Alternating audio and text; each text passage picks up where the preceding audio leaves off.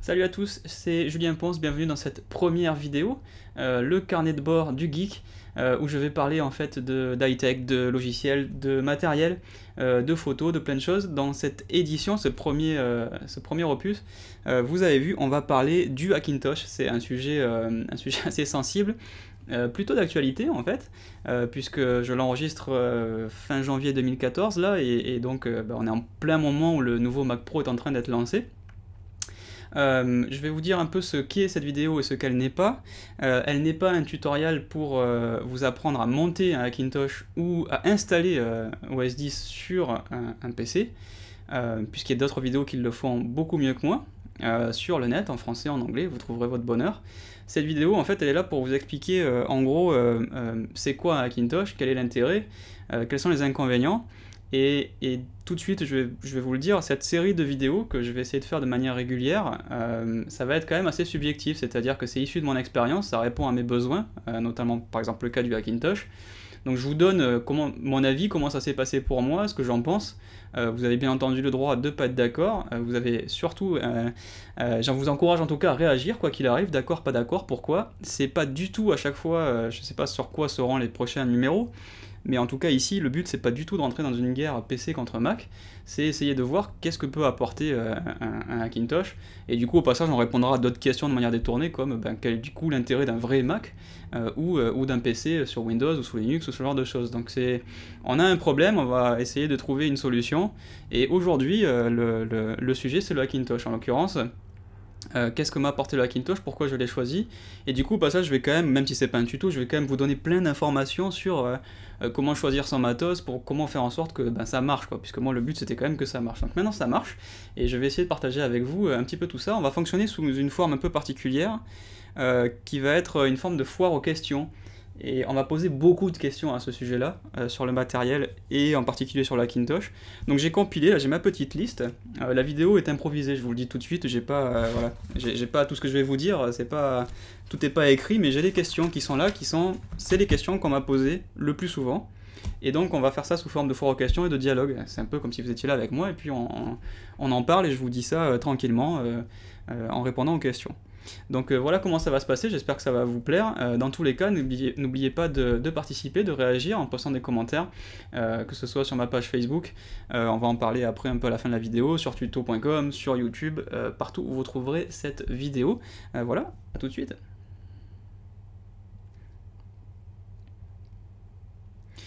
Alors, première question, est-ce que tu es plutôt Mac ou plutôt PC? C'est une très bonne question ça. Parce que ça va permettre d'évacuer tout de suite un problème, c'est-à-dire le choix. Est-ce que j'ai choisi mon camp? Est-ce que je suis fanboy Apple ou est-ce que je suis anti-Apple? C'est plus compliqué que ça, et c'est pas du tout le but de la vidéo. Comme je vous l'ai dit, si vous êtes là juste pour prendre parti complètement, c'est pas à ça que va répondre la vidéo en fait. Donc j'ai débuté en fait, il y a ma carrière, officiellement ma boîte a 10 ans.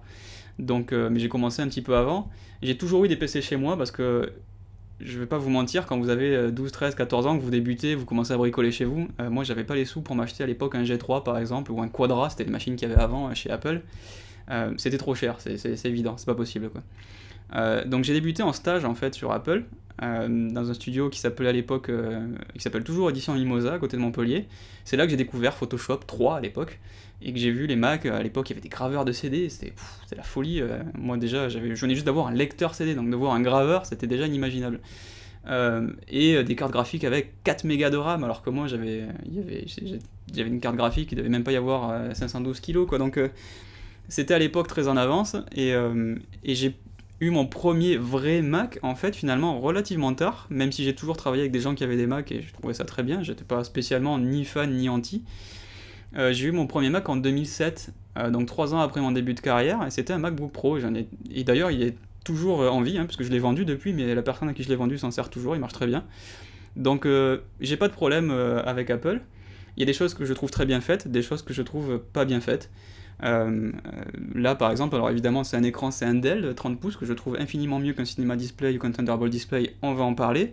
Vous voyez que maintenant ma station principale c'est un Hackintosh, mais ma station principale quand je suis pas chez moi, c'est un MacBook Pro Retina, parce que j'estime que en matière de portable, par exemple, puissant et léger, parce que léger c'est important parce que je suis toujours dans le train, dans l'avion, donc un machin de 4 kg pour moi c'est pas possible.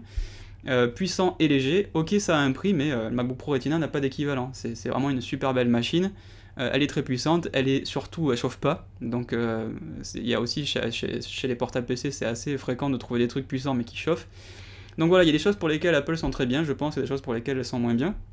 Donc j'ai pas choisi mon camp, je suis ni PC ni Mac, je suis les deux. Pour certains besoins, j'utilise un PC pur, parce que j'ai quand même Windows sur ma machine installée, je game pas mal, je suis plutôt un gamer, donc là pour le coup, forcément c'est Windows, je veux dire, il n'y a pas tellement de choix, et des consoles, mais ça c'est un autre débat. On peut jouer sur Mac, je sais qu'il y a de plus en plus de jeux, qu'il y a Steam, donc j'essaie de répondre aux intégristes là. Mais bon, pour vraiment avoir toutes les performances et tous les jeux et tout le catalogue Steam, c'est Windows, et ça marche super bien, je suis désolé. Moi je suis hyper content de Windows 8 en fait, et Windows 7 était très bien, mais Windows 8 j'en suis aussi très content, donc voilà, en gros j'ai un problème, j'essaie d'y apporter une solution. C'est PC, c'est Mac, c'est Linux, ça peut s'appeler n'importe comment. Si demain il faut passer à un troisième acteur, je passerai à un troisième acteur. Si ça me permet de mieux faire mon travail, que mes clients soient plus contents et que moi je gagne des sous avec, c'est mon boulot. Donc c'est à ça que je réponds en fait comme question. Donc plutôt Mac ou plutôt PC, en fait plutôt les deux, et on verra après, on va rentrer un petit peu dans les détails évidemment. Alors, le Hackintosh c'est quoi? Et évidemment il faut répondre à cette question, c'est un peu le sujet du jour. Donc le Hackintosh c'est quoi? C'est littéralement installer OS 10, donc ici on est à Mavericks au jour où je vous parle, peut-être que quand vous verrez cette vidéo ce sera une autre version de macOS. Donc c'est installer OS 10.9 sur un matériel qui n'a pas été choisi, fabriqué, assemblé par Apple, donc sur un ordinateur qui n'est pas un ordinateur Apple. Alors vous pouvez pas le voir parce que bon il est un peu planqué là sous le meuble, je peux vous le montrer, je suis en train de screencaster en même temps là dans ScreenFlow, on va en parler parce que c'est un paramètre hyper important. Si je vais à propos de ce Mac, je me suis fait le petit gag de me mettre mon boîtier, vous voyez, donc c'est un Cooler Master Silencio.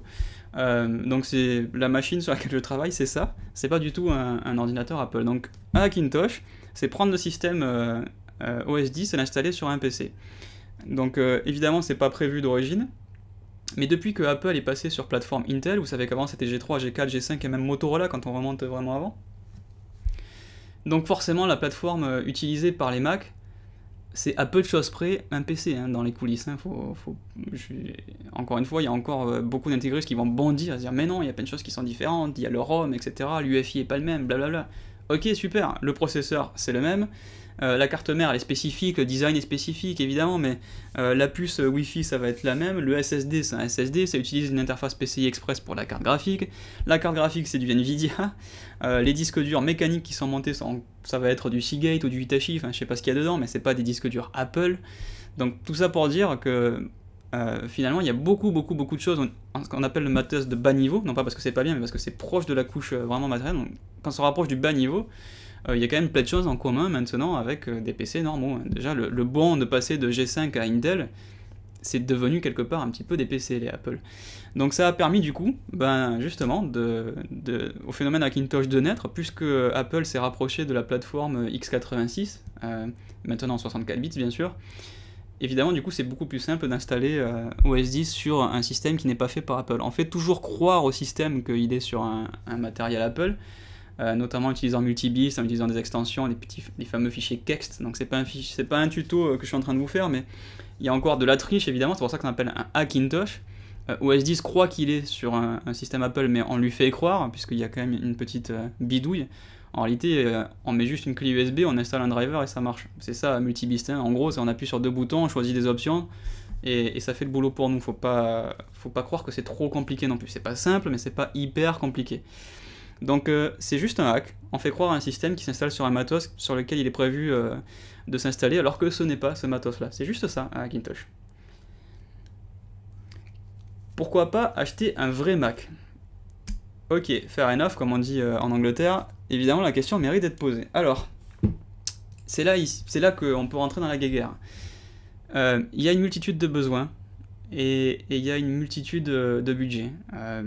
Ça veut dire que quand on est graphic designer, on n'a pas les mêmes besoins que quand on est médecin ou motion designer, ou qu'on fait des effets spéciaux, ou qu'on fait de l'architecture, ou qu'on est romancier, enfin je sais pas, mais On a tous besoin d'un ordinateur aujourd'hui, dans nos métiers, quasiment tout le monde, hein, à part, bon, vous êtes jardinier, à part... Mais bon, le jardinier va faire sa compta, a priori il va pas la faire avec une machine à écrire et des crayons, il va probablement utiliser un petit logiciel de compta, ou faire sa compta par quelqu'un qui lui va utiliser un ordinateur. Donc ça pour dire qu'il y a toujours dans nos vies actuelles un ordinateur qui va rentrer en ligne de compte. Un PC va pouvoir tout faire, un Mac va pouvoir tout faire. On peut tout faire sur les deux, donc c'est pas un souci.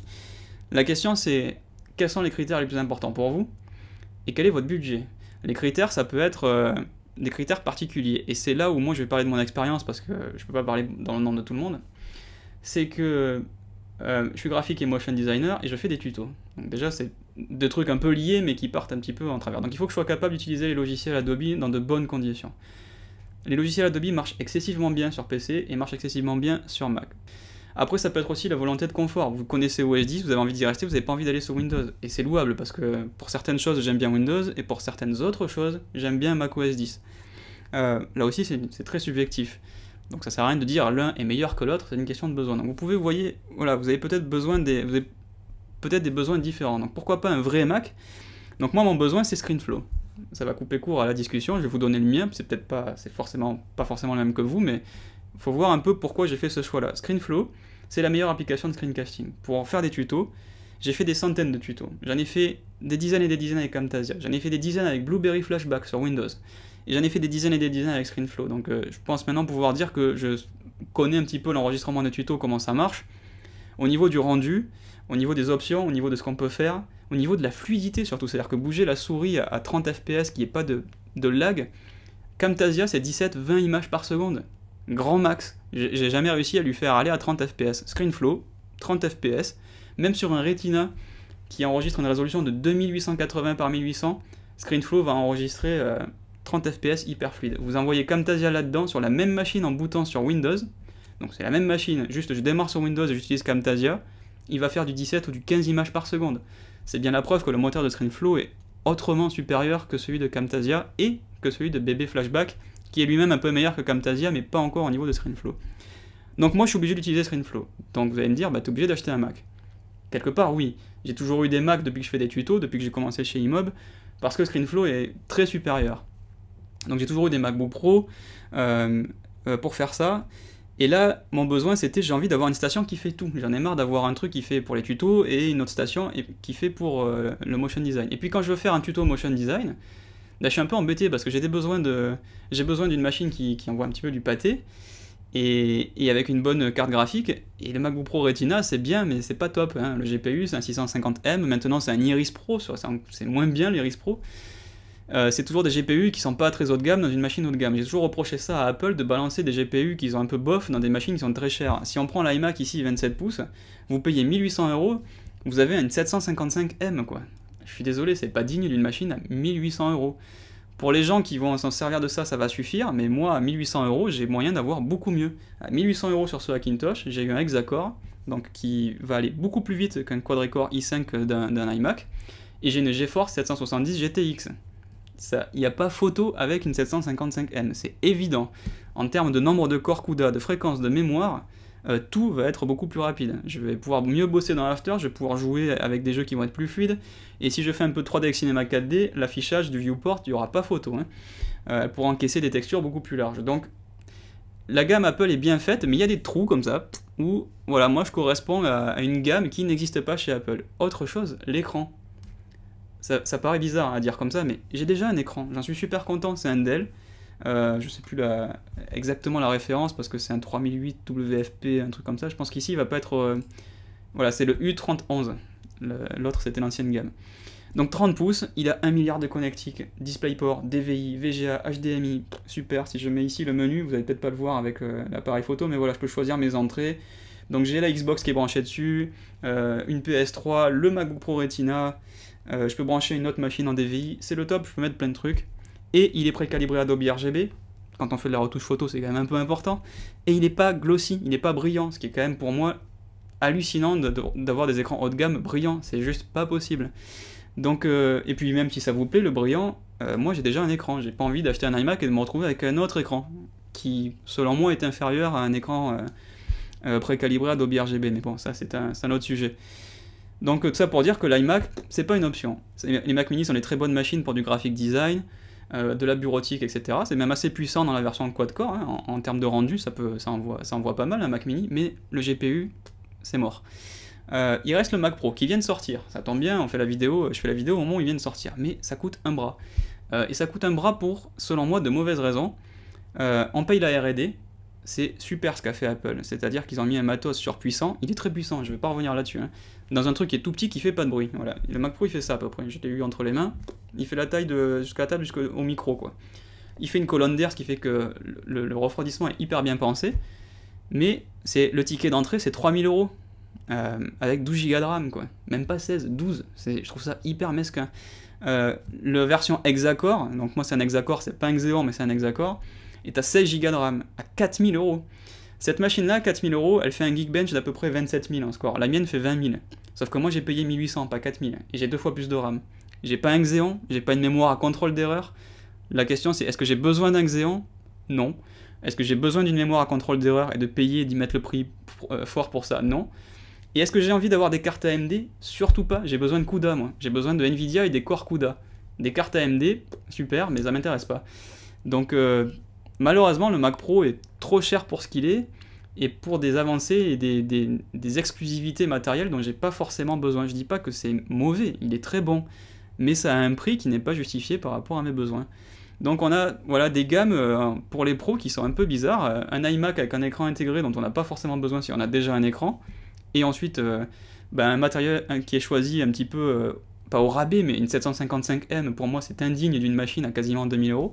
Et de l'autre côté, on a un avion de chasse, bombardier furtif, ce que vous voulez, le Mac Pro qui est super beau, qui est super bien fait, qui est ultra puissant. J'ai vu des tests où les gars ils balançaient un flux 4K de RAID, RAW 4K, donc une image de 4096 quand même, hein, c'est pas n'importe quoi, avec 18 effets Final Cut, et il lisait en temps réel. Donc c'est clair que le Mac Pro est très puissant, il n'y a aucun doute là-dessus. J'ai pas besoin de carte graphique AMD, j'en veux pas. Il n'y a pas assez de RAM pour le prix, et j'ai pas besoin d'un Xeon. C'est un très bon investissement, je pense, pour les mecs qui font du Final Cut.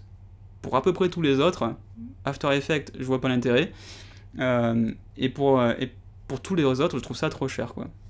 Et rien nous dit pour le moment qu'il est fiable. Je pense qu'il va l'être parce qu'à mon avis, le temps qu'ils ont mis à le sortir, ils ont dû faire une bonne R&D et des bons tests. Donc je pense qu'il est fiable, mais on n'a pas encore la réponse. C'est quand même ce qu'on appelle un form factor exclusif, quoi. C'est-à-dire qu'il a une forme, ce truc-là. Vous n'allez pas pouvoir mettre les mains dedans, hein. Vous n'allez pas pouvoir le réparer vous-même, c'est de la haute voltige. Vous allez pouvoir changer quelques trucs, je crois qu'on peut changer, de ce que j'ai vu, on va pouvoir changer peut-être le SSD, encore c'est une interface propriétaire, mais bref, quand il tombe en panne, vous l'amenez à l'Apple Store, et puis vous priez, quoi. Donc tout ça pour dire qu'il n'y a pas beaucoup de choix finalement. C'est là que on répond à la question pourquoi pas acheter un vrai Mac. Parce que pour beaucoup de besoins, des besoins particuliers, Apple ne répond pas à ces besoins, et plutôt pour les pros. En l'occurrence. Ils ont tranché dans le lard, ils ont dit les pros, on met du super pro, y compris à aller jusqu'à, selon moi, quelque chose qui est inutile. Mais bon, voilà, c'est un choix, et je pense qu'il y a aussi chez Apple la volonté de montrer une certaine forme de... on est encore les seuls à pouvoir faire de la R&D, et à pouvoir chambouler un petit peu ce qui est possible de faire dans le haut de gamme. Une machine toute petite, qui chauffe pas, qui est jolie, et voilà, ça donne ça. Pour moi, c'est un exercice de style, c'est de la R&D, c'est un peu comme le Concorde en aéronautique, c'est un super appareil. Maintenant, est-ce qu'il est rentable? Est-ce que ça vaut le coup de mettre autant d'argent là-dedans? Pour nous, en tout cas, moi je parle en tant que freelance et que profession libérale, j'ai pas 4000 € à mettre là-dedans. Je pense qu'il les vaut sur la durée, si on en achète et qu'on le garde 8 ans, c'est 4000 € probablement bien investis, mais là, dans l'immédiat, il y a des choses qui vont me manquer, pour 4000 €, des choses que je n'aurais pas, et que j'aurais avec un Macintosh à 1500-2000 €. Donc, à répondre à la question pourquoi pas acheter un vrai Mac, je pense que je vous ai donné en tout cas ma réponse pour mes besoins. Ça répondait pas aux besoins que j'avais pour le budget que j'avais. Donc, j'ai coupé un peu le truc entre les deux. C'est pas un iMac, c'est pas un Mac Pro, c'est des composants que je choisis, qui correspondent à mes besoins, et avec les sous dont je dispose, parce que mon budget n'était pas extensible à l'infini, je pense que c'est un peu le cas de tout le monde. 3000-4000 €, ça reste quand même une somme. 2000 € pour un iMac, ça reste une somme avec un écran dont vous n'avez pas forcément envie. Voilà pour la question, pourquoi pas acheter un vrai Mac. Comment être sûr que ça va marcher? Alors du coup, on vient d'expliquer ce que c'est qu'un Macintosh. on vient de voir un petit peu les différences matérielles, les choix Xeon, pas Xeon, ECC, etc. Alors comment être sûr qu'un Hackintosh il va s'installer sur notre PC? Quelque part, c'est de l'informatique, vous êtes sûr de rien. Bon là je plaisante bien entendu. Il est évident qu'un Apple, un ordinateur Apple, vous l'achetez, vous ouvrez le carton, vous branchez, ça fait le doum, ça, je le fais pas super bien, ça fait le petit dong au démarrage et ça marche, super. Et vous n'avez pas à vous prendre la tête. Ou ça marche pas, et dans ce cas-là vous le ramenez à l'Apple Store et vous en avez un autre. C'est un peu comme ça que ça va se passer. Sur un Hackintosh, ça reste un hack, donc ça reste, en traduisant en français, une bidouille. Donc c'est pas fait pour ça à la base, et nous on lui fait croire qu'il est sur un matériel Apple. Alors, faut pas être alarmiste. Si vous regardez les forums sont essentiellement constitués de gens, qui ont des problèmes, ou 2 qui se plaignent. J'ai rarement trouvé des forums où les mecs viennent dire « Je suis super content dans la vie, tout va bien, et mon matos marche très bien ». Ça arrive rarement quand même. Quand on va sur un forum Apple, il y a essentiellement des gens qui se plaignent. Quand on va sur un forum Dell, il y a des gens qui se plaignent. Les forums sont là pour dire « j'ai un problème, aidez-moi ». Donc forcément, c'est pas là que vous allez mesurer le taux de satisfaction des gens qui ont un Hackintosh. Et en particulier sur le forum qui est le plus important, TonyMacX86.com, c'est essentiellement des gens qui expérimentent, qui ont tenté de monter un Hackintosh, qui n'y arrivent pas. Il y a quand même une section du forum, et c'est la Bible, qui s'appelle, vous allez dans Forum, The Build, et il y a Gordon Builds, et en fait, cette section du forum, c'est les mecs, ils ont acheté une série de matos, ils ont acheté leur matos, ils l'ont monté, ça marche, et ils expliquent comment ils ont fait. Et du coup, ça vous permet de voir, cette grappe de matos là, elle marche très bien. Et vous avez du coup, si je regarde la première page, il y a tout un tas de différentes configurations, des configurations pour faire des petits ordis, pour faire des media centers, il y a des configurations pour faire des super tours, des stations de travail surpuissantes. Là par exemple, si je prends ce truc là, le gars il s'est monté voilà, un petit boîtier comme ça, une sorte de Mac mini, évidemment, il est loin d'être aussi mini que le Mac mini, mais ça fait une petite machine comme ça. Et dedans, il y a quand même un i7, il y a quand même une bonne grosse config, 16 Go de RAM, etc. Et il vous montre exactement comment il l'a monté. Donc, si vous vous attendez à ce que ça soit aussi simple que chez Apple, je vous le dis tout de suite, Apple est imbattable à ce niveau-là. Ils font des très bonnes machines qui marchent tout de suite sans se prendre la tête. S'il y a un truc qu'on peut pas enlever à Apple, c'est ça. Je suis pas fan religieux d'Apple, mais j'apprécie très bien quand j'ai acheté mon MacBook Pro Retina, j'ouvre la boîte, je démarre, poum, tout est là. Pas de prise de tête, pas de compatibilité, pas de driver, pas de machin. Là-dessus, il n'y a rien à dire. Si vous allez sur un Hackintosh et que vous attendez à avoir juste une clé USB à mettre, installer OS 10 et ça démarre, c'est mort. Il y a de fortes chances, même je dirais 99% de chances pour que le boot se passe pas bien. Il va falloir trouver des paramètres à passer au boot. Moi j'en ai eu 2 à passer, ça a marché tout de suite. Donc vous voyez, c'était pas non plus hyper compliqué, mais out of the box, comme on dit, ça marchait pas. Ça reste une bidouille.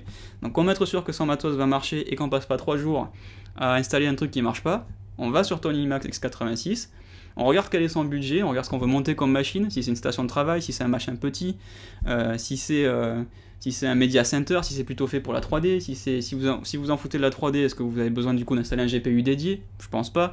Bref, vous voyez, il y a pas mal de questions auxquelles répondre, et vous allez pouvoir voir du coup tout le matos qui a été testé et dont on sait qu'il marche. Alors, pour vous donner déjà quelques éléments de réponse, parce que je pense que c'est ce qui vous intéresse, évidemment on va pas pouvoir voir toutes les configs possibles, il y en a des tonnes. En termes de processeur, Intel. Déjà, pas d'AMD, c'est pour commencer. Alors ça va pas tellement vous handicaper, puisque c'est essentiellement chez Intel que vous serez allé de toute manière. i3, i5, i7. Dual-core, hexa-core, quad-core, ce que vous voulez, ça dépend de l'argent. Moi ici j'ai mis un hexa-core i3930K, qui chauffe pas beaucoup, qui peut être overclocké facilement, qui est très puissant, qui est un peu plus cher forcément que le reste, mais qui a des bonnes possibilités d'évolution. Je l'ai couplé avec une carte mère Asus X79, qui est une carte mère assez haut de gamme, mais là aussi l'intérêt c'est qu'elle pouvait passer jusqu'à 64 Go de RAM, donc ça fait quand même une machine évolutive. Je voulais un machin qui me dure pas 1 an, 2 ans, je vais pouvoir la garder 4, 5, 6 ans s'il le faut. Peut-être qu'après ça sera plus ma machine principale, mais je veux la garder et je continuerai à faire des calculs dessus, etc. Donc vous n'êtes pas obligé de partir sur un machin aussi, c'est pas extrême, mais bon c'est vrai que rien que la carte mère et le Pro c'était déjà un couple à 650 €. On peut partir sur du i5, avec des cartes mères à 70-80 €, notamment chez Gigabyte, qui propose des cartes mères qui sont reconnues très très bien par le Hackintosh, et qui en plus offrent le Thunderbolt la plupart du temps. Il y a des cartes mères Gigabyte avec Thunderbolt, et vous aurez un Mavericks avec le Thunderbolt, comme avec un Mac. Donc si vous avez un Thunderbolt display, ou des disques durs en Thunderbolt, vous allez pouvoir profiter du chaînage de cette techno qui est un peu exclusive à Apple, même si elle a été créée avec Intel. du coup, c'est pas un truc spécifiquement dédié, c'est pas un argument de dire ah ouais, mais chez Apple t'as le Thunderbolt. Alors, déjà, je vois pas trop l'intérêt, mais ça c'est que mon avis, parce que l'USB 3 fait quasiment aussi bien. Mais bref, si vous avez vraiment besoin du Thunderbolt, qui est a priori le truc qu'on a que chez Apple, non, avec un Hackintosh, on peut avoir du Thunderbolt sans aucun problème. Vous avez même ici une build à base de i5, justement, qui fait part belle au Thunderbolt. Donc le gars, c'est bon, il a choisi ce boîtier, évidemment, vous pouvez choisir autre chose. Et il vous dit, voilà, j'ai choisi une carte Gigabyte Z77X, qui existera peut-être plus au moment où vous verrez cette vidéo, mais il vous dit comment il l'a montée, et là, il vous montre ce qu'on appelle les options de multi-beast. Multi-beast, c'est les drivers que vous allez installer après avoir installé OS 10, et qui va injecter en fait les drivers qui manquent pour faire croire vraiment complètement au système qu'il est bien sur un système Apple. Par exemple, moi quand je vais dans à propos de ce Mac, il reconnaît pas le processeur, mais il reconnaît quand même sa fréquence, donc il marche 100%, il n'y a pas de souci. Par contre, après, j'ai fait un petit peu de bidouille, mais voilà, j'ai mis mon boîtier, je l'ai appelé JP Hackintosh, mais il reconnaît la carte graphique, il reconnaît tout, et il n'y a pas de souci, quoi. Donc pour faire marcher par exemple l'USB 3, pour faire marcher la sortie de veille, ce genre de trucs là, il faut des fois injecter des trucs, et ça se passe avec multi-beast. Et c'est là où il y a un petit côté expérimental, c'est-à-dire que suivant les cartes mères, on ne sait pas lequel il faut mettre. Donc c'est là où c'est hyper important d'aller chercher les infos sur TonyX86, TonyMacX86.com, parce que sinon vous allez passer votre vie à cliquer sur des trucs, ça va pas marcher, redémarrer, réinstaller, et à chaque fois il faut redémarrer les drivers. Parce que bon, on parle d'Apple, mais Apple utilise des drivers, il y a des drivers pour des trucs chez Apple aussi, c'est juste que comme Apple les a choisis pour vous et installés pour vous, vous n'avez pas à le faire vous-même. Mais un ordinateur Apple, ça fonctionne avec des drivers pour son matériel, évidemment. Donc ça c'est les trucs dans lesquels on va pas rentrer, je vous dis, c'est pas un tuto sur comment installer, puisque ça dépendrait de votre config, mais voilà pour être sûr de comment ça va marcher. Être sûr que ça va marcher, ça passe par passer par ce forum, et du coup choisir un matériel qui soit compatible et qui ait été testé par d'autres, pour être sûr que vous vous aventurez pas dans un machin qui va pas marcher. Et il y a tellement de builds qui ont été faites sur x86 qu'il y en a forcément une qui va tomber dans votre budget, et qui va tomber dans votre utilisation. Après, il y a des choses que vous pouvez changer. Ce que vous pouvez mettre comme RAM, que vous mettez 8, 16 ou 32, c'est pas ça qui va empêcher le système de démarrer ou de fonctionner. Hackintosh, on s'en fout, il reconnaît la RAM. Si la carte mère reconnaît la RAM, Hackintosh reconnaît la RAM. Pas de souci. Le disque dur, quelque part c'est pareil. SSD, pas SSD, vous couplez avec un disque à plateau, 1 Tera, 3 Tera, est-ce que SSD de 128, de 512, tous ces trucs là, ça va marcher d'origine. À partir du moment où le contrôleur SATA est détecté, et les cartes mères qui sont listées ici proposent évidemment des cartes mères qui détectent le contrôleur SATA. Donc à partir du moment, je suis désolé, j'ai une petite coupure, donc à partir du moment où le contrôleur SATA est détecté, évidemment le disque dur sera détecté. Donc ça aussi c'est un truc que vous pouvez faire varier par rapport à une config que vous allez trouver sur le forum. Il n'y aura pas de souci. La carte graphique, tant que c'est du Nvidia et que c'est une série 600-700, tout ce qui est 660, 670, 680, 760, 770, 780 GTX, elle marche out of the box. Moi j'ai pas eu de driver, je l'ai mise dans le boîtier, j'ai démarré. Mavericks a lancé son installation, il m'a reconnu même la résolution à fond, 2560 par 1600, nickel. Pas de driver, il l'a reconnu tout de suite. Donc c'est des trucs que vous pouvez aussi un petit peu faire varier. Si vous avez une build qui vous plaît, il a mis une 760 et vous voulez mettre une 770, ça va pas manger de pain, ça, a priori, à part les sous, évidemment, ça va coûter un peu plus cher. Mais bref, c'est des genres de choses que vous pouvez faire varier. Donc voilà, pour répondre à cette question, comment être sûr que ça va marcher. Les mises à jour fonctionnent-elles? Alors, les mises à jour mineures, en fait, si vous voulez, à chaque fois que Apple met à jour le système, c'est un petit peu la grille de savoir est-ce que le Hackintosh va... Est-ce qu'ils n'ont pas changé des trucs qui va faire planter le Hackintosh, qui va lui changer des drivers, qui va casser un petit peu la build. Les mises à jour mineures, dans la grande majorité des cas, fonctionnent. Quand c'est passé de Mavericks 10.90 à 10.9.1, il s'est rien passé de grave. Le truc, moi, ça a redémarré, nickel, hein, il s'est mis à jour tout seul. Maintenant, ce qui était chez Mountain Lion, au moment de passer à Maverick, là, ouais, vous prenez un risque. C'est quand même un changement en profondeur. Alors, les mauvaises langues diront, ouais, bon, de Mountain Lion à Maverick, il s'est pas passé grand-chose. Certes, on est d'accord, on n'est pas d'accord, on s'en fout. Le truc, c'est que ça reste quand même pour le système une mise à jour majeure. Et là, je vous dirais, ne le faites pas. Ou en tout cas, faites une image de votre disque, vous faites un DMG avec TechTools Pro, peu importe, ou Time Machine, je sais pas. Mais clonez votre partition et faites la mise à jour. Et comme ça, si jamais ça marche pas, vous pouvez revenir. Ensuite, il y a le débat qui va un peu plus loin qui dit est-ce que vous avez vraiment besoin de faire les mises à jour? Moi, là, je suis avec 10.9.1. Tout marche bien en fait. Et j'ai pas de carence, il n'y a pas de problème particulier. Donc si demain il y a 10.9.2, je vois pas ce qu'il pourrait me proposer qui va changer ma vie, quoi, et qui pourrait en tout cas me faire prendre le risque de faire la mise à jour. Voilà, c'est la question va être là. Donc quand vous avez un truc qui marche, comme on dit en anglais, je vais vous le traduire, si un truc n'est pas cassé, ne le réparez pas. Moi ça marche très bien, demain il y a 10.9.2 qui sort, ben super, mais je vais pas l'installer. Et d'ailleurs je fais pareil avec mes Macs, c'est-à-dire que mon MacBook Pro Retina, quand Maverick est sorti, j'ai attendu 3 ou 4 mois avant d'installer Mavericks. C'est-à-dire je suis resté sur Mountain Lion, et même aujourd'hui que je suis chez Mavericks, en fait, enfin que j'ai installé Mavericks, j'ai pas franchement d'intérêt, j'aurais pu ne pas le faire en fait. Donc les mises à jour, vous prenez beaucoup de risques sans forcément avoir des gros intérêts. Donc pour moi le débat il est là. Avant même de dire est-ce que le Hackintosh va être compatible, moi c'est mon environnement de travail, ça, c'est avec ça que je gagne ma vie. Si je le casse, je suis embêté quand même. Donc si vous voulez, à chaque fois qu'il y a une mise à jour, je m'inquiète un petit peu, je me dis bon, on va laisser les autres essayer, même si c'est une mise à jour mineure, hein, vous savez jamais, quand vous regardez l'historique d'OS 10, il y a des mises à jour mineures qui ont fait péter des trucs, hein. Donc c'est pour moi assez dangereux, donc je vous dirais, ne faites pas les mises à jour, ça va vous paraître un peu hallucinant, mais en tout cas ne les faites pas tout de suite. Allez voir, pareil de toute façon sur x86 là, c'est évident qu'il y en a qui vont le faire, ils vont tester pour vous, il y a toujours des geeks qui vont le faire tout de suite, dès qu'il y a une mise à jour, ils la font, il faut qu'ils testent, il faut qu'ils bidouillent. Moi, c'est ma machine de travail, j'ai trouvé un machin qui marche, j'y touche plus. Et vraiment, si je suis sûr qu'il n'y aura pas de souci, que ça va m'apporter un truc en plus, bah, je vais faire la mise à jour, mais bon. Donc les mises à jour fonctionnent-elles? Donc je dirais les mises à jour mineures, je vous dirais oui, a priori. Les mises à jour majeures, c'est comme quand vous passez de Windows 7 à Windows 8, vous faites gaffe quand même, parce que vous changez des trucs un peu en profondeur. Voilà pour répondre à cette question. Les performances, et c'est un petit peu la question qui va venir après, et je vais peut-être même faire les 3 questions d'un coup là que j'ai là. Les 3 questions auxquelles j'ai envie de vous répondre, c'est les performances, les inconvénients, les avantages. On va parler des performances. Les performances sont les mêmes. Je peux pas vous le dire autrement que ça. Si jamais vous n'avez pas les mêmes performances, c'est qu'il y a un truc dans l'install qui s'est mal passé, ou un kext que vous n'avez pas installé avec Multibist, par exemple l'USB 3 qui fonctionne pas à sa vitesse normale. Pour tout le reste, si vous avez installé correctement votre Hackintosh, à partir du moment où j'ai envie de dire il s'est installé et que vous démarrez dessus, ben vous avez des performances alors pas d'un Mac, mais de votre PC que vous avez monté, quoi. Alors j'ai fait quand même des benches, parce que je suis un peu geek.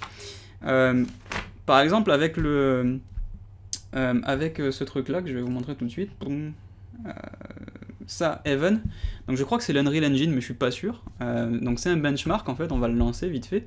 Donc c'est un benchmark qui vous lance, qui vous teste, alors sur la version Mac ça va tester que l'OpenGL, puisqu'il n'y a que OpenGL, il n'y a pas DirectX, mais sur Windows ça testerait aussi DirectX.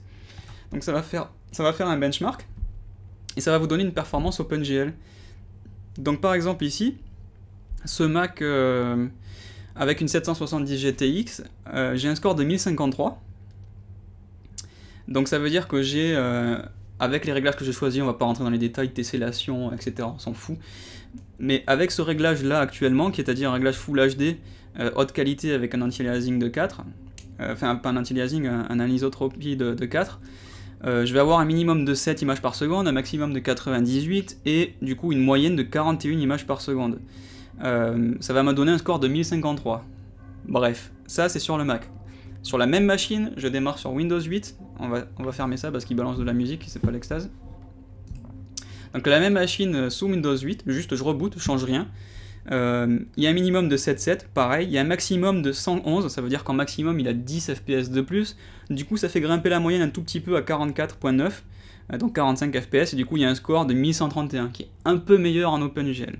Et c'est pas surprenant puisque la couche OpenGL d'OS 10, même si elle a été améliorée dans Mavericks, elle a toujours été un peu inférieure. Et les drivers Nvidia ont toujours été aussi un petit peu inférieurs. Ce qui explique un jeu vidéo à plateforme équivalente, par exemple Borderlands 2, dont je suis hyper friand, il y aura 20% d'écart. C'est un peu plus flagrant sur Borderlands quand il tourne à 60 FPS avec les mêmes réglages sur le PC, avec les mêmes réglages sur le Mac, il va tourner à 48. Bah, je perds 20%. Ça n'empêche pas de jouer, mais il y a une petite perte en OpenGL. En termes de calcul brut, c'est-à-dire en data crunching, c'est-à-dire en gros du calcul cryptographie et compagnie, que vous pouvez tester avec Geekbench, j'ai une différence entre le PC et le Mac, elle n'est pas énorme. J'ai un score qui va faire en normal non overclocké de 17200, ça va être 16000 sur Mac. En overclocké, comme il va tourner tout le temps en mode turbo, c'est-à-dire il n'y a pas le step down qui marche moins bien sur le Hackintosh, c'est-à-dire il tourne tout le temps à 3.8, et moi je l'avais overclocké à 4, donc il va tourner en permanence à 4 GHz, et d'ailleurs il chauffe pas, ça marche très bien. J'avais un score de 20 066 sur PC, et un score de 19 600 sur Mac, c'est-à-dire que la différence s'amoindrit quand on désactive le mode step, c'est-à-dire le mode turbo. C'est-à-dire quand on ne demande pas à la machine de gérer elle-même l'overclocking. Donc si vous en faites une station de travail et que vous voulez la mettre en permanence à 4 GHz, ça va chauffer un tout petit peu plus, mais ça reste hyper convenable sur une machine avec un boîtier overcoolé, etc. Du coup, les différences, c'est toujours un tout petit peu inférieur sur la Macintosh, mais c'est pas flagrant. Alors ça, c'est des trucs synthétiques, c'est du benchmark qui n'est pas de la vraie vie, quoi. Ce qui va vous intéresser peut-être, c'est un rendu After Effects. Alors je peux pas vous montrer l'anime parce que c'est une anime pour SFR sur laquelle je suis en train de bosser, donc je peux juste vous montrer le logo, mais j'ai pas le droit de vous montrer ce que j'ai fait dessus. C'est une anime de 2 minutes 30 avec, c'est du motion design, donc c'est de la 2D et demi avec des trucs qui bougent évidemment en 3D, mais c'est pas de la géométrie 3D en ray tracing. Le rendu fait 43 minutes sur PC et fait 43 minutes sur Mac. C'est-à-dire que le même projet, sur la même machine, c'est exactement le même temps de rendu. Donc ça veut dire que dans la vraie vie, à part les jeux vidéo qui utilisent l'OpenGL à fond, les performances sont identiques. Les performances sont donc très bonnes. Si vous avez des bonnes performances sur Windows, si vous êtes content de votre machine et que ça envoie, ben ça va marcher pareil sur Macintosh, il n'y a absolument aucune raison. Sauf si voilà, il y a quelques trucs qui sont mal installés. Au début, j'avais pas bien installé l'USB 3, donc les perfs USB 3 étaient pas bonnes. Il y a certains ports qui n'étaient pas reconnus maintenant. Regardez, je vais vous brancher une carte mémoire ici dans le hub. Vous allez avoir, poum, voilà Dropbox qui me dit « Salut, j'ai reconnu ta carte mémoire. Qu'est-ce que je peux vous brancher ?» Alors ça par contre c'est une carte, c'est une clé USB Adobe.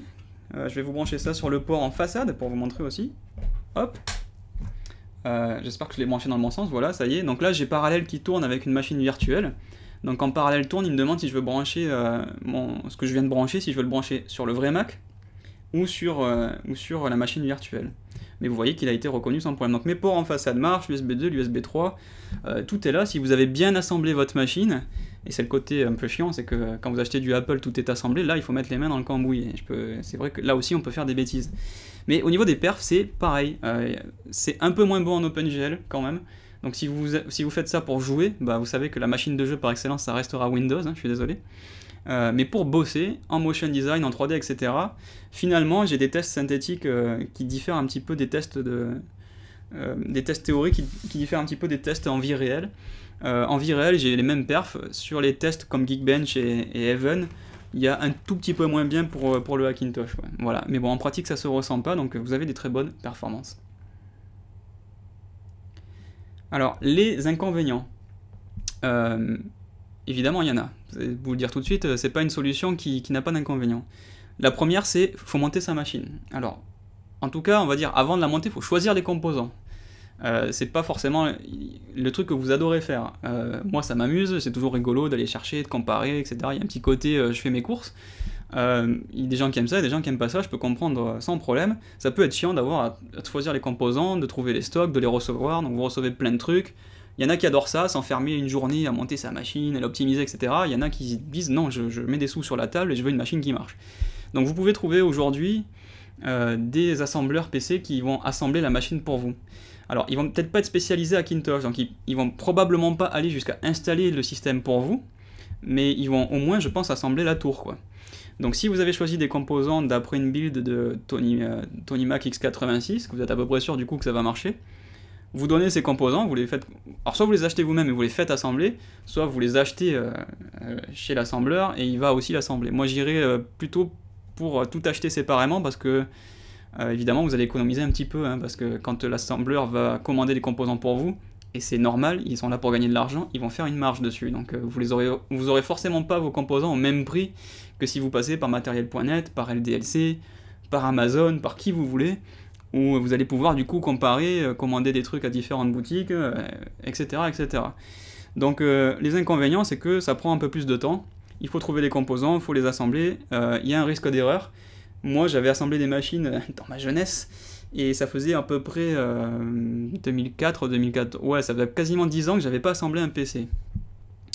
Donc j'étais un petit peu anxieux quand même, hein. Alors il y a plein de trucs qui ont changé depuis 10 ans, mais finalement, si vous l'avez déjà fait une fois, Et même j'ai envie de dire, si vous l'avez jamais fait mais vous regardez des tutos sur le net, sur le net vous avez des tutos quasiment étape par étape, vous voyez le gars mettre les mains dans le boîtier pour monter la machine, vous voyez exactement où il branche les trucs, donc je pense qu'on ne pouvez pas faire de grosses bêtises finalement. Au pire, ce qui va se passer, c'est que vous allez appuyer sur Power, il va rien se passer. Parce qu'il y a une broche qui a mal été branchée, vous avez oublié de brancher le boîtier à la carte mère. Donc si vous appuyez sur Power, forcément il va rien se passer. La lime, vous avez oublié l'interrupteur, vous avez mal branché la lime sur le socket de la carte mère. Je veux dire, ça va pas exploser quoi. Hein. Mais c'est clair que il faut avoir envie de mettre les mains dans le cambouis, et c'est sujet à erreur. Si vous faites une connerie, et ben du coup ça va pas marcher. Donc il faut réouvrir, il faut trouver la bêtise, et il faut la réparer. Bon, moi j'ai eu de la chance, j'ai monté mon truc, ça s'est bien passé tout de suite. Je le branche, j'allume, poum, ça démarre. Ouh, super, content. Pour être honnête, je m'y attendais pas. Je pensais avoir fait des bêtises à droite à gauche. Pas de soucis, ça a démarré. Et l'installation du système, ça c'est ce qui vient après. Là aussi, ben, là je vais pas vous mentir, comme je vous l'ai dit au début, si vous vous attendez à avoir un bouton et ça s'installe tout seul, comme vous le faites avec Apple en général, c'est mort, c'est pas possible. Un Hackintosh, on va parler de OS X. OS X ne prévoit pas de s'installer sur une autre machine que des machines par Apple. Donc on est là pour le tromper quelque part. Donc c'est évident que des fois il faut lui passer des paramètres au moment du boot. Il faut lui dire, au lieu de voir un hexacore, je vais juste te forcer à ne voir qu'un seul pros. C'est le genre de truc qu'il faut envoyer des fois en paramètres. Il faut lui dire aussi des fois d'activer ou pas les drivers vidéo. Parce que pour certaines cartes il faut oui, pour certaines cartes il faut non. Donc moi j'avais juste 2 petits paramètres à passer en ligne de commande, que vous allez trouver sur le forum. Parce que sinon, l'installation de Mavericks se passait pas bien. Enfin, elle démarrait pas. Et une fois qu'il s'est installé, il fallait repasser ces paramètres pour pouvoir booter effectivement Mavericks. C'était juste 2 paramètres tout bêtes. Hein. Ça m'a pas... Mais bon, ça m'a fait chercher quand même pendant 1 heure. Quoi. Une fois que je les avais trouvés, l'installation s'est bien passée. Vous partitionnez votre disque dur de la même façon que vous partitionnerez votre disque dur, avec l'utilitaire de disque de Apple, de base. Et après, il faut utiliser Multibist. Je vais vous le démarrer, je vais pas appliquer les modifs bien entendu. Vous pouvez le télécharger sur tonyx86.com, et quand on va dans Driver, ben vous voyez ici on a des machins qui se déplient, et il faut choisir de cocher les drivers en fonction de son matos. Alors il y a des trucs qu'on installe plus ou moins tout le temps, par exemple le Fake SMC, il faut quasiment tout le temps l'installer. Réseau, ça dépendra de votre chipset réseau, moi c'était un chipset Intel, donc j'ai mis Intel, etc., etc. Donc vous voyez tout ça, tous ces trucs à cocher là. Après on clique sur Build, on redémarre, et si ça s'est bien passé, tous les trucs se débloquent, c'est-à-dire que vous vous retrouvez, les 6 corps sont bien reconnus, l'USB 3 est bien reconnu, etc., etc. Vous pouvez aussi avoir besoin d'un autre utilitaire qui va s'appeler Kext Wizard, et qui permet ici d'installer des fichiers Kext, donc des drivers, vous glissez dans la petite fenêtre et vous installez. Moi c'est comme ça que j'ai installé l'USB 3, parce que sinon mon USB 3 de ma carte mère n'était pas reconnu. J'ai mis ce truc là, j'ai redémarré, poum, l'USB 3, tous mes disques sont apparus là, ils fonctionnent, j'ai des perfs... très bonnes, on va aller démarrer tout de suite un petit Blackmagic. On va mettre ça sur mon... Vous le voyez pas je pense la vidéo, mais on va mettre ça ici sur un Seagate externe USB 3, un disque de 4 Tera. On va lancer le test. Voilà, et on va monter pas loin de 80-100 mégasecondes. Donc des performances USB 3 tout à fait normales pour de l'USB 3 évidemment. Si on prend en USB 2, voilà, il est à 100 mégas, 110 même. En lecture, ça marche super bien. Si vous avez du Thunderbolt avec une carte Thunderbolt, vous aurez les perfs du Thunderbolt. Le SSD que j'ai installé ici, qui est un SSD Samsung, je vais aussi vous balancer un test. Alors, on va mettre cette partition-là. Est-ce que je peux aller là-dessus? Voilà. Donc là, j'ai le SSD Samsung. Vous allez tout de suite avoir évidemment de meilleures performances, en particulier, j'imagine... en lecture, voilà, on va arriver quasiment à 400 mégasecondes, etc., etc. Donc, et on peut aller beaucoup plus loin avec d'autres SSD. Donc, c'est compliqué à installer, oui et non. C'est forcément plus compliqué que d'acheter un Apple, un vrai, et de le démarrer et que ça soit tout fait. C'est clair. Si vous n'aimez pas mettre les mains dans le cambouis, il va falloir trouver quelqu'un pour le faire pour vous. Parce que franchement, moi ça m'a pris... Si je devais le refaire aujourd'hui, ça me prendrait le temps d'installer macOS, ça me prendrait 40 minutes. Parce que finalement, installer des Kext, ça prend 5 minutes. Ce qui prend du temps, c'est de trouver pourquoi ça marche pas quand ça marche pas. Et moi, ça m'a pris une soirée. Pendant une soirée, j'ai galéré à cause de ces 2 petits paramètres qui me manquaient, qui étaient pas les bons, et qui faisaient que je pouvais installer Mavericks, mais quand il redémarrait, j'avais un écran noir. Et ce truc d'écran noir, tout le monde l'a eu, quoi. Sauf que tout le monde n'a pas forcément les mêmes solutions. Donc voilà, ça m'a fait perdre 2-3 heures. Maintenant que j'ai la solution, je vous l'installe en 40 minutes, c'est-à-dire le temps qu'il faut pour installer OS 10, quoi. Voilà, donc c'est très pénible, mais grâce à ce forum, vous trouverez les solutions et probablement vous trouverez le paramètre. Et il y a beaucoup de personnes qui ont tout de suite un truc qui marche. Et il y a d'autres personnes moins chanceuses qui galèrent des jours et des jours parce qu'ils ne trouvent pas le machin qui manque. Donc c'est les inconvénients, c'est ça. C'est moins facile que d'acheter un Apple. Alors, les avantages, parce qu'on a fait les inconvénients, il faut faire les avantages. Évidemment, c'est beaucoup moins cher. On en a parlé dès le début. Là, j'ai monté une machine qui est à peu près à environ 1800-2000 euros. C'est un Hexacore qui peut donc qui a 4 GHz, 3.8 quand il n'est pas overclocké. Donc un Hexacore, 32 Go de RAM, une 770 GTX, une Alim 750 watts, donc je peux encore mettre plein de trucs. J'ai un SSD, 2 SSD Samsung, donc je peux un pour Windows, un pour le Mac, pour booter chacun à son SSD, donc j'ai des débits excellents. Qu'est-ce qu'il y a d'autre ben, en fait, la carte mère, oui, c'est une carte mère, donc comme je vous l'ai dit, évolutive, qui peut supporter jusqu'à 64 Go de RAM. Il y a plein de ports USB 3, il y a un port évidemment gigabit Ethernet. Le boîtier évidemment est super insonorisé, donc vous choisissez exactement vos options comme vous voulez. Donc les avantages, c'est que vous faites un truc aux oignons et que du coup vous payez une fraction du prix de ce que vous aurez à puissance équivalente chez Apple. Mon Hexacore ici à 1800 euros, il envoie sur la Lune sans aucun problème un quad-core i7 d'iMac à 1800 euros. C'est une certitude. Et en OpenGL, on n'en parle même pas, puisque la carte graphique qu'il y a sur l'iMac à 1800 euros, c'est clair que c'est vraiment une grosse différence. Maintenant, sur le Mac Pro, qui commence à 3000, donc on peut même pas comparer à 1800, on commence à 3000. Le modèle à 3000 euros, qui est un quad-core, a de base un Geekbench, par exemple, autour de 21 000, c'est-à-dire un peu mieux que mon score, moi, avec mon Hexacore à 1800. Donc, vous voyez que déjà, en calcul pur, la différence n'est pas énorme. Pour moi, le Mac Pro, l'intérêt de cette station, finalement, j'ai envie de dire, c'est qu'il ne faut pas faire de la demi-mesure. Si on part vers un Mac Pro, le seul intérêt pour moi, c'est de passer sur la grosse config. La config à 3000, elle est trop chère pour être finalement à peine plus puissante. La config à 4000, elle va être vraiment plus puissante, à une condition, de ne pas avoir besoin de Nvidia et de CUDA, parce que c'est du AMD, et d'avoir vraiment un intérêt à utiliser du Xeon et de la mémoire ECC, qui en plus va être vendu beaucoup plus cher, parce qu'à 4000, vous avez 16 Go de RAM, alors que moi, à 1800, j'en ai 32. Bon, je dirais, il ne faut pas faire dans la demi-mesure. Et même à 4000, cette station à 4000, j'ai regardé les benches, c'est du Geekbench autour de 27 000. Ça veut dire que ça coûte 2 fois plus cher que ma station, mais ça fait pas 2 fois les performances. Ça fait clairement pas 2 fois les performances dans la vie de tous les jours, et même en calcul dans des benchmarks. Donc, si vous pouvez vous le permettre, si vous avez le budget, que vous avez 4000 euros, et que vous n'avez pas besoin de CUDA, je dirais, prenez un Mac Pro. C'est évident, le truc il est tout prêt, il est bien ventilé, il fait pas de bruit, il est plus joli. Alors ça c'est une question de goût, mais bon, c'est une belle station comme ça, design posé. C'est clair que moi j'ai une grosse tour par exemple. Bon, je la trouve jolie ma tour, mais c'est une question de goût. Elle est quand même plus grosse, plus lourde, etc., quoi. Mais bon, les avantages, c'est indéniablement le Hackintosh, c'est le prix. La modularité, vous mettez ce que vous voulez dedans, vous pouvez le faire évoluer.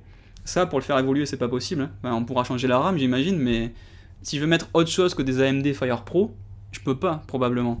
Le disque dur SSD, c'est du SSD, et c'est un SSD spécifique au Mac Pro, donc là, moi, j'ai encore de la place pour mettre 5 ou 6 disques durs. J'ai de la place pour changer de carte graphique, je peux en mettre une deuxième, même si je veux. J'ai des ports USB dans tous les sens, et là, vous allez me dire, oui, mais là, il y a le Thunderbolt 2, super, je vois pas l'intérêt, parce que pour l'instant, déjà qu'il n'y a pas beaucoup de périphériques Thunderbolt 1, je vois pas l'intérêt de décentraliser sur le Thunderbolt 2, mais bon, ok. De toute façon, quand il y aura des cartes mères avec Thunderbolt 2, on pourra aussi mettre un Hackintosh dessus, donc je pense que voilà, la modularité et le prix, c'est l'argument numéro 1, vous faites la station qui correspond à vos besoins, pour le prix, pour votre budget, spécifiquement votre budget, vous mettez pas plus que ce que vous aviez prévu. Chez Apple, le débat c'est iMac ou pas iMac, donc est-ce que je me traîne l'écran qui est vendu avec l'iMac dont j'ai peut-être pas besoin, ou est-ce que je dépense beaucoup d'argent dans une station qui va me donner des trucs qui sont certes mieux, mais dont j'ai pas besoin, et qui va pas me donner des trucs dont j'aurais besoin, comme par exemple plutôt une carte graphique Nvidia, plutôt que de l'AMD, et plutôt plus de RAM, alors que là, si je veux mettre par exemple 32 Go sur cet Hexacore, je vais passer à 32, c'est poum, 400 € quand même. Moi, les 32 Go, enfin pour rajouter 16 Go, moi ça m'a coûté 140 €. Alors, c'est pas de la mémoire ECC, pour les puristes qui vont me dire ah oui mais t'as pas de la mémoire ECC, mais la mémoire ECC à contrôle d'erreur, je m'en fous, c'est ça le truc, et je pense que vous aussi, il y a très peu de métiers finalement qui ont besoin de mémoire ECC, quoi. Donc il faut vraiment faire attention, c'est toujours ça le débat, il n'y a pas un qui est vraiment mieux que l'autre, c'est juste une question de besoin et de budget. Pour moi, mes besoins de graphic motion designer et de création de tutos, j'ai absolument besoin de ScreenFlow, donc j'ai absolument besoin d'un Mac. Est-ce que j'ai 4000 € à mettre dans un Mac? Non. Est-ce que j'ai 2000 € à mettre dans un Mac avec un écran dont j'ai pas besoin? Non plus. Donc, je suis passé sur Hackintosh. Donc voilà pourquoi, voilà les raisons de mon choix en fait. C'est pas dit que ça s'applique à vous. Si vous avez 600 € et que vous voulez surtout pas mettre les mains dans le cambouis, et que vous voulez pouvoir avoir une machine puissante et polyvalente, l'iMac, le Mac mini par exemple, il est génial. C'est clair, vous allez me dire, alors pour me mettre du côté des puristes PC, vous allez me dire oui mais à 600 € on monte un PC vraiment plus puissant. Oui mais là c'est un Mac mini, alors là je peux pas vous le montrer parce qu'il est sous l'appareil photo, mais c'est un machin comme ça qui fait 2 kg, où on l'entend pas fonctionner, on le branche et ça marche, enfin voilà. Il y a plein de choses chez Apple qui sont très bien faites, à condition que ça corresponde à votre utilisation et à votre budget.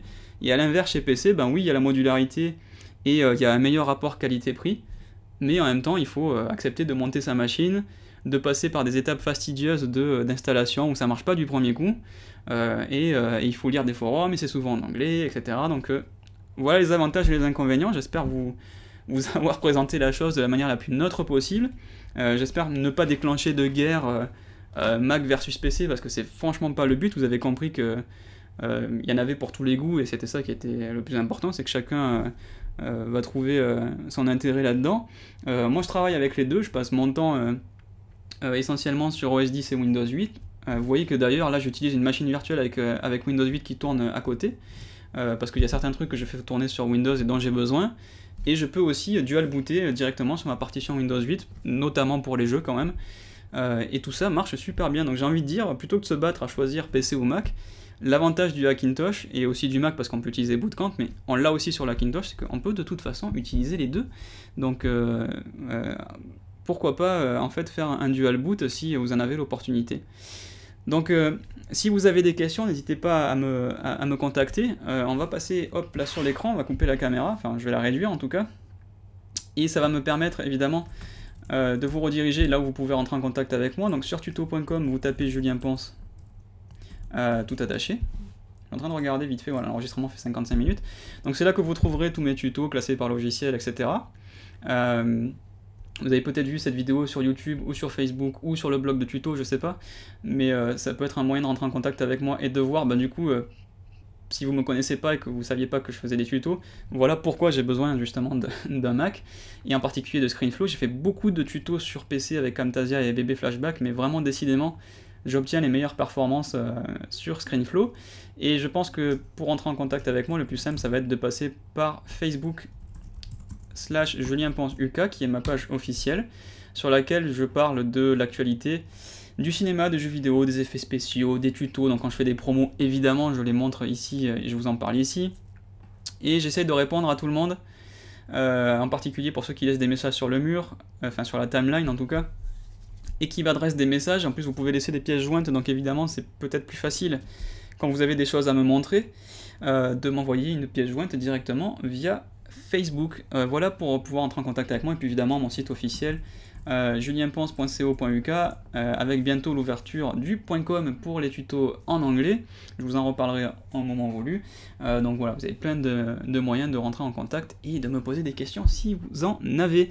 J'espère en tout cas qu'en parlant de questions, j'ai répondu à au moins certaines des questions que vous aviez sur le sujet du Hackintosh. On n'a pas tout vu, on n'a pas tout expliqué, on a un petit peu survolé certaines choses, mais je voulais, à travers l'expérience que j'en ai eue, essayer, peut-être pas forcément de vous convaincre, mais de vous dire, voilà comment ça marche, voilà comment ça s'est passé, voilà ce qui est bien, voilà ce qui est pas bien.